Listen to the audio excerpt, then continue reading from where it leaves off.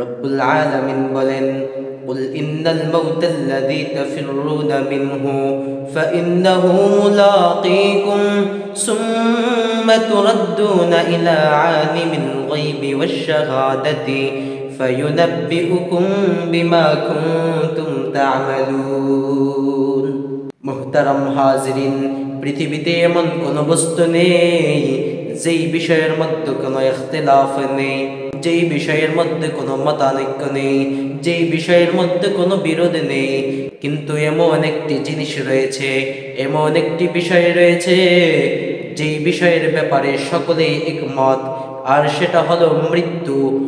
মানুষদেরকেও মৃত্যুবরণ করতে হবে, জিনদেরকেও মৃত্যুবরণ করতে হবে, সমস্ত ফেরেশতাদের মৃত্যুবরণ করতে হবে, জিবরাইল আলাইহিস সালাতু ওয়াস সালামের মৃত্যুবরণ করতে হবে, মিকাইল আলাইহিস সালাতু ওয়াস সালামের মৃত্যুবরণ করতে হবে, ইসরাফিল আলাইহিস সালাতু ওয়াস সালামের মৃত্যুবরণ করতে হবে।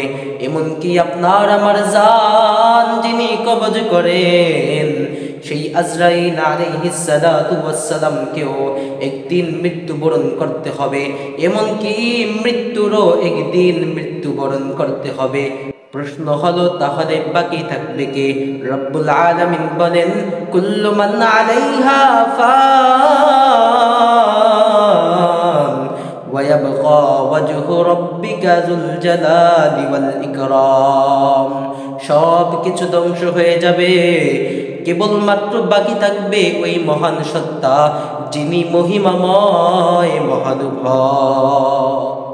মুহতারাম হাজিরিন, অস্থায়ী এই জিন্দেগির জন্য তো কত কিছু করলাম, কত কষ্ট করে বাড়ি বানালাম, গাড়িও কিনলাম, সুন্দরী নারীকেও বিবাহ করলাম, কিন্তু স্থায়ী ঠিকানা যেখানে একবার গেলে আর কখনো ফিরে আসার সুযোগ নেই, সেই স্থায়ী ঠিকানায় বসবাসের জন্য কোন আমল নিয়ে রওনা হয়েছি? এজন্য অস্থায়ী এই জিন্দেগিকে সুখের করার জন্য যতটা না স্বপ্ন দেখি, তার চেয়েও বেশি স্বপ্ন দেখতে হবে স্থায়ী জিন্দেগির জন্য।